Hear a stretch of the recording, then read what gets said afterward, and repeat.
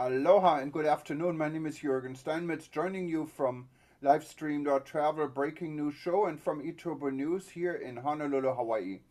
And um, and I'm back in Honolulu. And for those that have been following me a little bit over the last 5 weeks, I have been traveling and just got back actually last night from a wonderful trip, which started with the IMEX trade show in Las Vegas, and then the next stop was actually Croatia, and in Croatia it was the annual SKAL conference or summit, and you tell me how you call it, but in Rijeka, and it's a beautiful part of Croatia, and this was my first time actually seeing it, and I had such a good time. And I have to say, without, and I want to mention this, and I just want to say, everyone, this is not a paying client or anything like this, but I enjoyed my stay at the Hilton Hotel in Rijeka so much. It was such a beautiful place. I had a villa right on ocean front, and it's kind of a place you really never want to leave. It's so relaxing and it's so productive at the same time.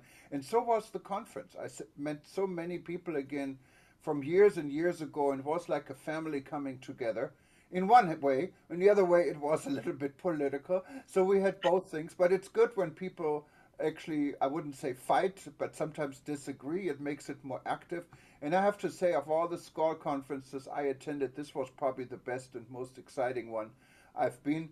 And Burcin Turkkan, who's with us, she is actually the world president of SCOL. So, and she, of course, was leading this event. Congratulations again, Burcin. It was wonderful. And actually, not only that, I have to say this selfishly, I got like one recognition from Burcin. I really appreciate it. And so I'm going to put this up on my wall here. Just after I get unpacked after 5 weeks of traveling, but it was just simply wonderful, and I'm so glad to see you again. And Burcin is from Atlanta, I believe, Georgia. She's from the United States, and yeah, it was great. Congratulations again, Burcin. Tell us a Thank little bit more you. what happened. Thank you, Jurgen. Well, it's great to see you again. Well, yeah, you were on a long trip. We did have a great time in Croatia, in Opatija, Rijeka, and it was our SKAL International Annual General Assembly. It was the 81st one, and well, these past 2 years there was a hiatus. We were not able to meet, so this was really, really important for us after 2 years having our World Congress again, meeting with our colleagues in person, doing our famous SKAL toast in person. It was very exciting for us. And I have to tell you, we had about 400 participants. And we were kind of worried because, as you know, we started the year again, with the war in Russia and COVID still continuing, the industry being disrupted, and, then, coming back and everyone being back, involved in their businesses. So we were worried about the numbers, but we had 400 members there. I think that was a success. There were some visa issues as well. As you know, the visas have become a little bit more strict this year. So it's been really exciting for us seeing our colleagues. And as you said, it was 4 days of a lot of partying, but also we had a lot of business contacts. We had our annual general assembly where we do business. We discussed a year. We do vote on certain, changes if it's in discussion, which this year we had a historical change, and we'll talk about it if you like in a few minutes. And we also had, some workshops where, this year we have organized several committees, and we got all of our colleagues involved, mobilized them working on projects. So there were those presentations. And then we had our B2B event where, some of colleagues had their, tables, and they did actually do business among friends. So which is our motto. So it was really good times, exciting times. A lot of our colleagues took advantage of doing some pre-post trips. Like, I think you combined it with a big, extended trip. Ended up like, I can't believe you just came back. Yeah. No, it was really wonderful, and for me again, it was the first time getting back to the former, what I still know under Yugoslavia. There are now also many different countries, and Yeah. we're going to talk a little bit more about it and write a bit more. But I went to so many new countries I haven't really Mm. seen, and Yeah.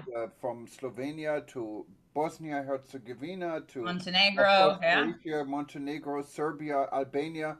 So these are Mm. all new places for me, and it's quite an exciting region also for tourism, because if you're going to a region that is just wonderful, has so many unique features when it comes to culture and food, Yeah.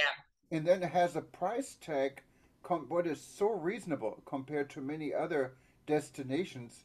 It was very busy. Yeah. Everywhere I went, there were a lot of tourists. People are super friendly, but the SKAL, of course, was one of the big highlights, and this was the reason actually to see this area. And yeah, no, I really enjoyed it. And as you know, it is all about doing business amongst friends, and Yes. but there were some changes in the structure of the organization, and Right. I Yeah. know you can tell us a little bit more about that. Sure. And it was just a wonderful event. So Yeah. what did Yeah. change? There was a lot of talk and a lot of back and forth, and I Right. didn't get that much Yeah. involved in it. I had too much fun, but I but know you were quite popular. You saw a lot of friends that you haven't seen for years. I know. So, well, what happened is, well, this year has been a special year, as you know. I came in with an announcement back in November 2021 that if I get elected president, I will be the transformational leader for SKAL International. So as you know, we are a 90-year-old organization. We've been existing since then, and we are the largest travel and tourism association. We are hosting all branches of the travel and tourism industry within SKAL. And we are based in, over 85 countries, and we have about 13,000 members around the globe. But, I do think that during the time we have seen some, decline in our membership naturally, with the changes that is happening in the industry and all that.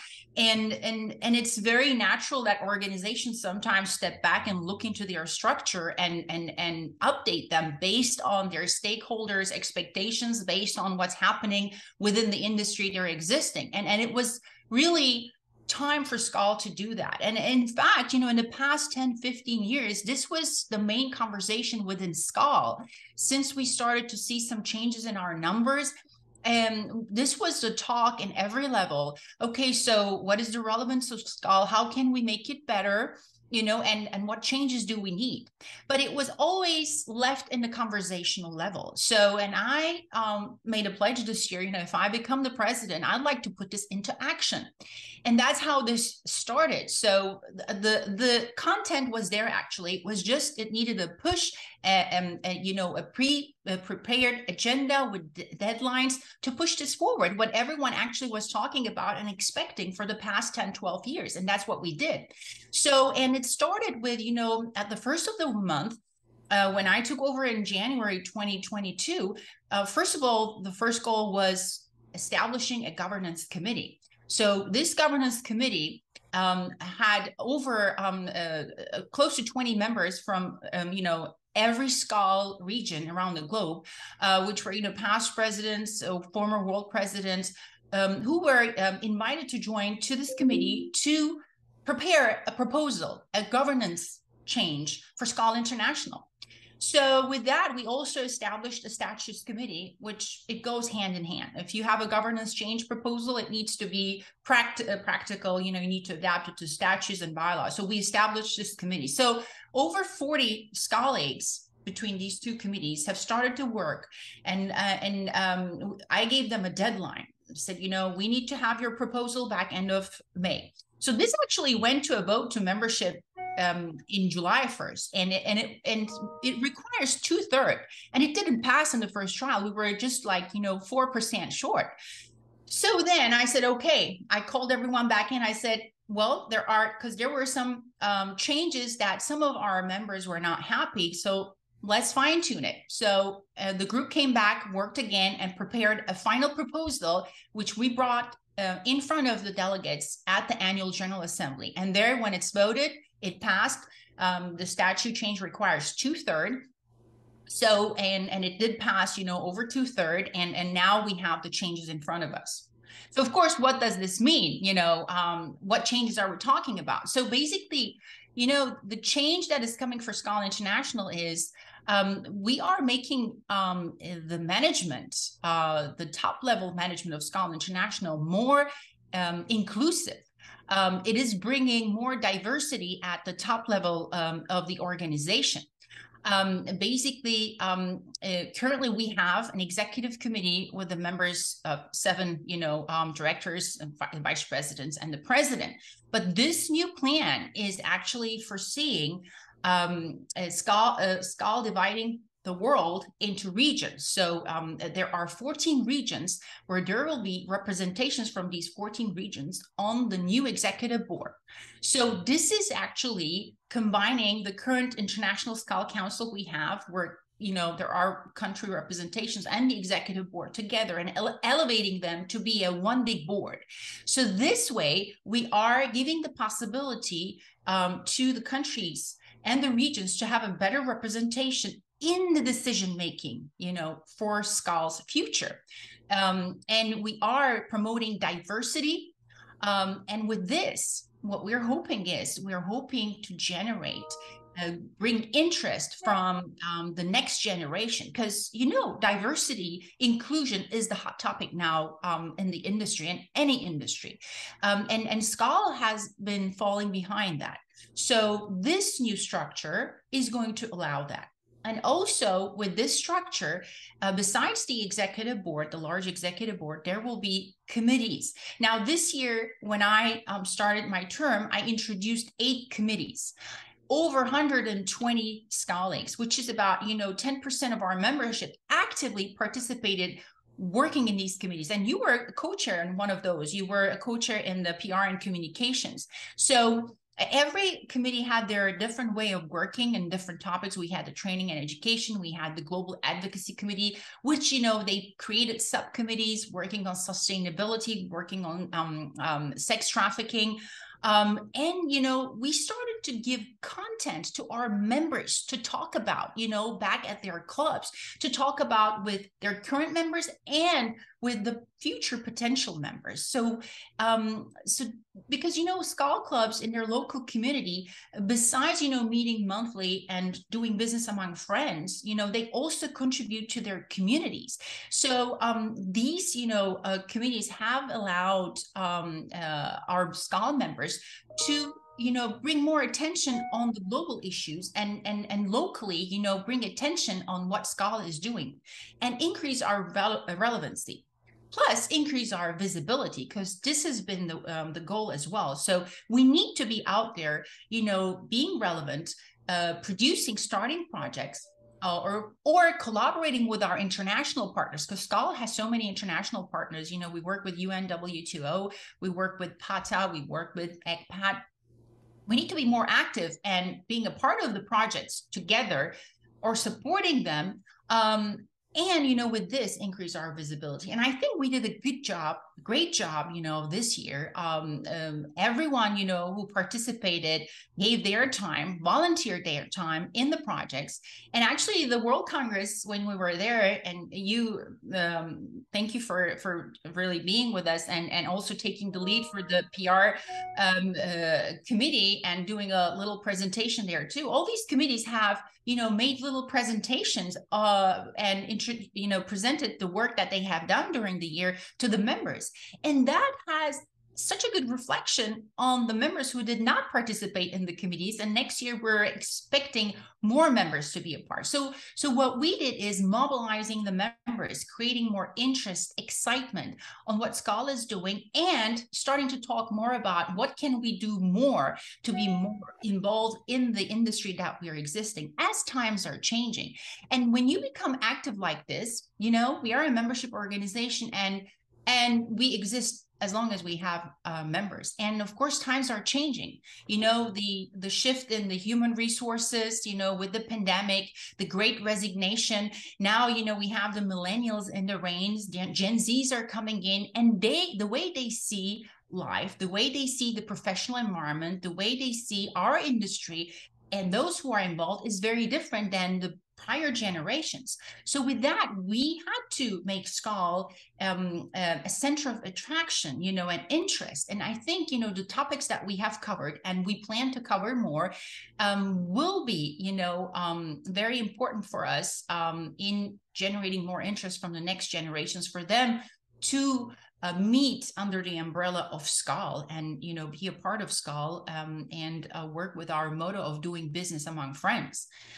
So yeah, I mean, if we summarize, basically this change, what is bringing is active participation of, SKAL members around the globe within the organization through committees and through, a larger executive board, a better representation and direct existence in the decision-making process.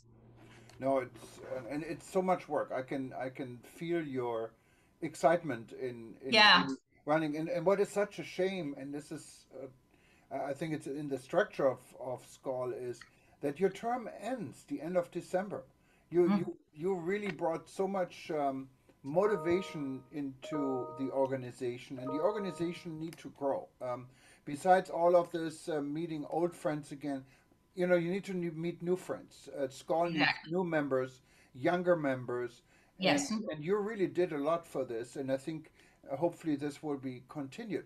Are you? And I know you have a daytime job. This is not a job you get paid for. It's something you do on the side. So this is really, really thank you for yeah. That's why one year term is good enough. That's how much time you can volunteer. But let me tell you this.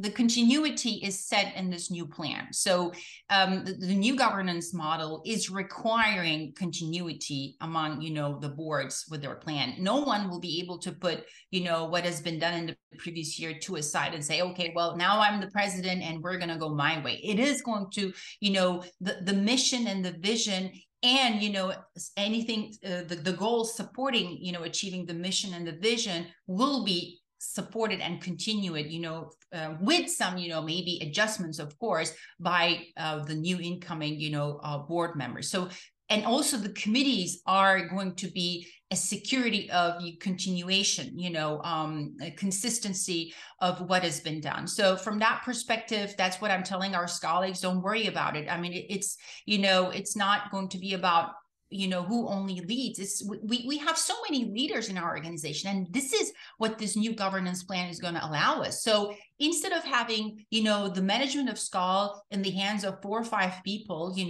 it will be allowing for us to see the rise of new leaders, and that's what we need, and that's what we want to see. We want to give the opportunity for those younger generations in other countries normally who don't get a chance to be voted in, because in this current structure it is about more countries who are dominant, who can put members on the executive committee. This new structure will give a possibility for countries, maybe we're going to have a world president from Nigeria one day, or maybe we're going to have a president from Peru, who knows, but there are smaller countries who will get the opportunity, and when I say smaller countries, I'm referring to the membership numbers.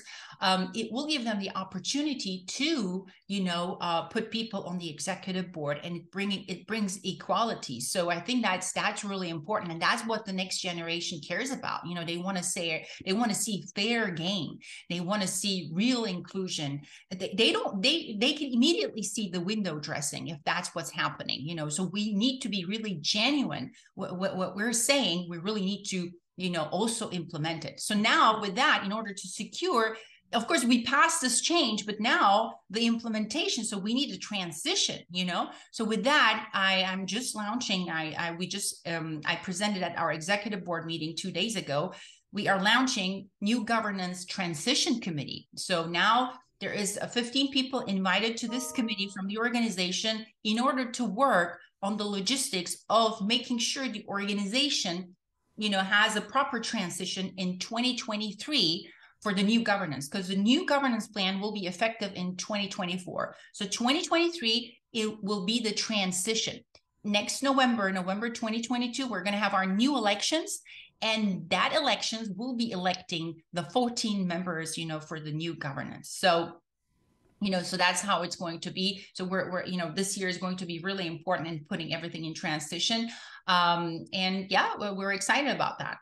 So what are your plans after December, after your term is done? I'm sure you're not going to leave SKAL Of and run course not. away. Yeah, of course. I'm a member of Atlanta Club. I actually just got an honorary membership of SKAL Orlando, Wow. which is my second, home club now. No, I will be. I'm actually on the transition committee. Hülya Aslantaş, as you know, the former world president Right. and my current interim vice president. Her and I, we will be working, advising, the committee, working together with them and assisting them through the transition. So when you become a former world president, what happens in SKAL, you can always be called in job, like we called Hülya. If there is a need, you do go and help and assist, in the advisory capacity. So if anything is needed, of course, I will be always there, to assist and help. But other than that, of course, I do have my own, plans in terms of, in my professional life.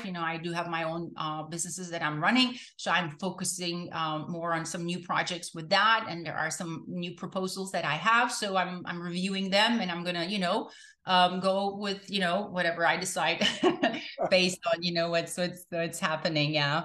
No, no, absolutely. When I was in London, I met a very nice lady from Iran. She Uh-huh. actually was a SKAL member, and Mm-hmm. I met her ask you actually, but maybe for everyone's sake. And she said in Iran, she couldn't start a club because it's Yeah. against whatever regulations they have in that country.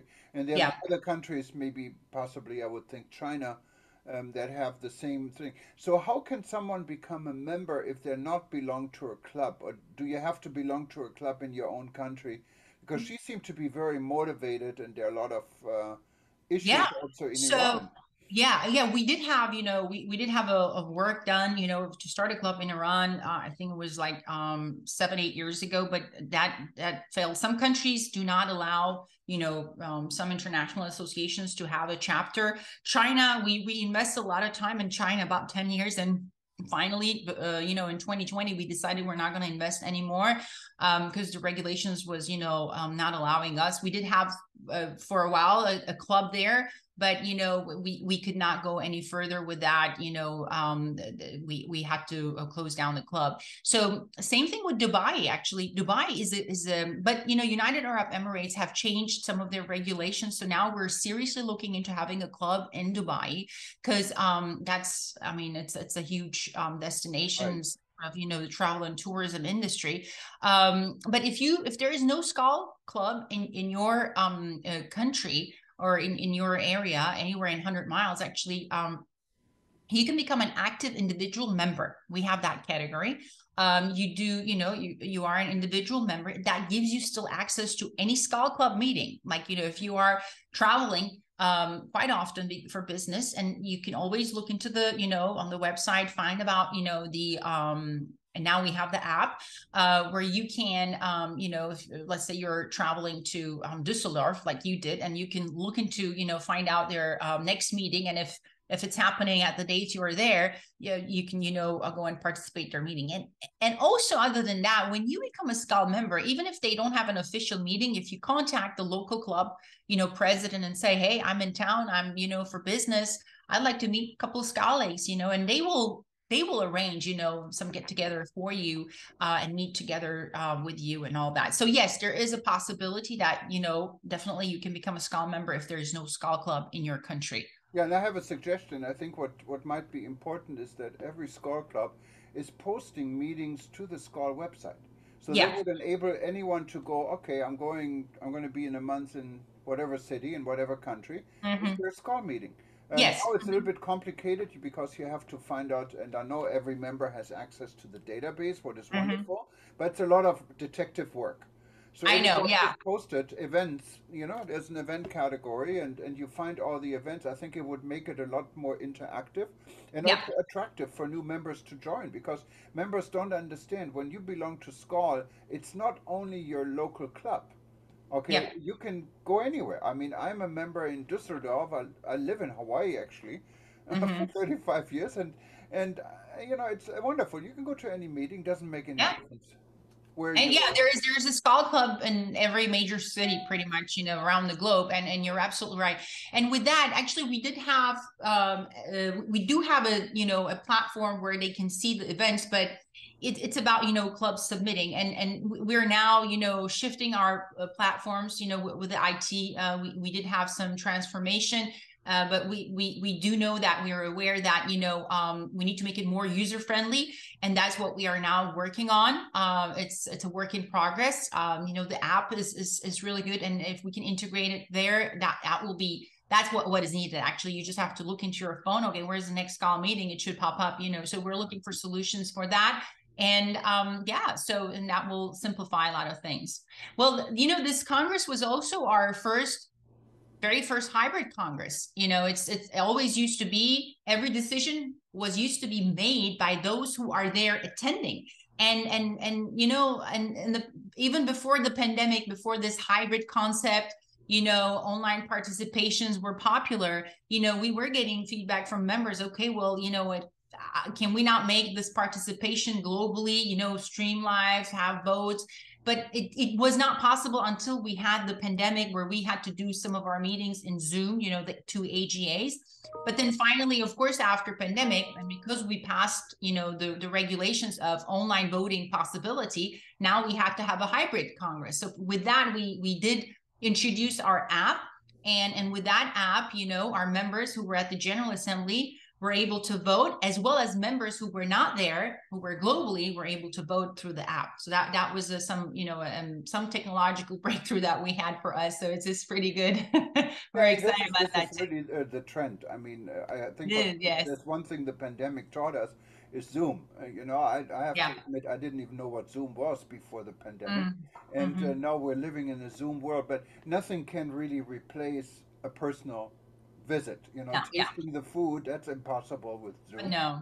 Yeah, exactly. No, I mean, the fun we had. I mean, Right. so, and that was the thing. There was also concerns, all the war going on after COVID's still going on, and people, rushing to also get their business straightened out. And then, with a hybrid, people, if there is a hybrid component, people will never go to the Congress. No, despite that, people were there, and actually it was so much fun. Although they could see themselves, they could watch everything on the phone, but it's not the same It's being not the in same. there. It's not even participating in that meeting, asking questions, interacting with the people during a conversation discussion is way different. The taste you get from that, it's different, or what you can accomplish is different than when you are remotely participating. And I think everyone knows that, the difference. So I think the hybrid component, and that's what we're discussing within SKAL too. And I'd like to ask your opinion about that. With the trade shows, since you've been to so many lately, what the concern is in the industry. What's going to happen with the trade shows? Is it going to be only in person? Is it going to be hybrid component added to it? So that's one of the things that we are trying to figure out too in our within SKAL International. So what will be the trend moving forward? What do you think about that? Well, I mean, I went to two trade shows during my trip. One was IMEX Las Vegas, and then Mm-hmm. later the World Travel Market in London. And both events were record attended events. I was so Mm-hmm. busy. People were so happy to see each other. And after 2 years being locked up, this is the entire travel and tourism industry. That's why planes are full no matter where you go. Hotels are full. Destinations are busy. Yeah. And of course, we don't have the crystal ball where how this plays out in the future. We have challenges like the Ukraine-Russian conflict. We Mm-hmm. have challenges in our economies, energy, and so we don't know where this goes. But right now, people do want to see each other. They want to Yeah. travel, and I think Yeah. that we are technically able to have the component added to conferences, that people can actually also do business online is great. But I'm more and more convinced it will not replace physical Yeah. meetings. What was the big fear when COVID broke out? And I said, oh, we're all just going to miss it. So Yeah. what it will do is maybe it's a board meetings. You may not have to go to a board meeting. You can now easily do it on Zoom. But a trade show is different. I mean, Right. I wouldn't even have the patience to go to an ITB or WTM or whatever trade show and going to stand from stand to stand on my computer. It's ridiculous. I'd rather send an email or pick up a phone and call them. Right. Yeah, and I think what's going to happen is, the hybrid component is going to be a part of the trade shows, but it's going to be an additional, income for them. I think it should be seen that way, because sometimes due to time limitations or overlapping stuff, or just because, it's travel limitations, you may not be able to participate the 2-3 events that you want to participate in the same timeline. So you might want to do online one of those, and then, because you don't want to miss it. So it will, I think, give people the opportunity to still to be a part of a trade show that they really wanted to attend, but they cannot because of logistical reasons. So I think that option should be available all the time, because it will increase, the audience, and especially, those apps have these. And we have that too in our app. It gives you rooms. It gives you opportunity, even if you're not there and people are there, in person participating. Let's say you were not able to go, but you can still set up appointments with those people who are there in person and just say, okay, well, I couldn't make it, but I still want to do business with you. And, you can still participate online. So it just, I think it would not be, feasible for the trade show owners to ignore the hybrid component, I think. No, no, of course not. And talking about doing business while you're at a trade show, I never really figured this out. Why would anyone want to do this? If you're at a trade show Right. physically and you meet people physically, and I mean, like people calling me, oh, you're in Germany. Let me call you when you're in Germany. I said, no, call me when I'm here. I have more time. Right. It's, so I think we all have to learn how to live with the technical thing. One of the challenges, and I hope SKAL will also support the global industry, are what you mentioned in the beginning, visa challenges. And this was Hmm. not only for Croatia. I know of a number of people who are very potential, like a director of tourism from a country, from a European country, who was eager to participate at WTM and had no idea she needed a visa to go to the Right. UK because it changed with the UK leaving the Ethics. Yeah. European Union. Yeah. So these are all issues I think all of us in the industry combined, including Hmm. SKAL, should give a voice to the politicians and say, look, I mean, if visas are not fulfilling a security or a safety issue, there shouldn't be any visas. Hmm. And I think countries need to learn this. Visa becomes big business. Hmm. If you know how much a visa to the UK costs, if you're a citizen, for example, of Montenegro, and you want a 6 month visa to the UK, it costs you £330. That's a tons of Hmm. money. And the Hmm. US is even worse. The US, you pay $165 for a visa, and if you're declined, you lose the $165 just taking the money. It's like, Yeah. you know, And you apply again we apply sometimes. again. So these are things we as an industry should work together, and I'm hoping SKAL can also become more and more a voice besides ETC and Hmm. WETC in this Yeah. pool of voices in the world that need to be heard for this. What do you think? Yeah, I agree with you, and that's why, this year we started the Global Partnerships and Advocacy Committee, and this was the first year. So they did put their hands into certain major topics like sustainability, sex trafficking, and now, of course, the goal is to be involved more.